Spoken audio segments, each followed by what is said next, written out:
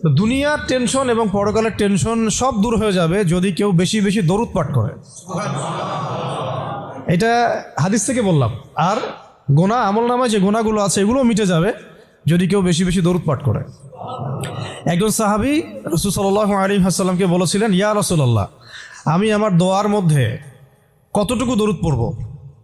আমি কি 4 ভাগের 1 ভাগ দরুদ পড়ব? নবীজি বলেছেন সাল্লাল্লাহু আলাইহি ওয়াসাল্লাম, তুমি পড়তে পারো, চাইলে আরো বাড়াতে পারো, বাড়ালে তোমার জন্য উত্তম। ইয়া রাসূলুল্লাহ, আমি কি তাহলে 3 ভাগের 1 ভাগ দরুদ পড়ব আর 2 ভাগ দোয়া করব? নবীজি বললেন, করতে পারো, বাড়ালে তোমার জন্য উত্তম। ইয়া রাসূলুল্লাহ, আমি কি তাহলে অর্ধেক দরুদ পড়ব আর অর্ধেক দোয়া করব?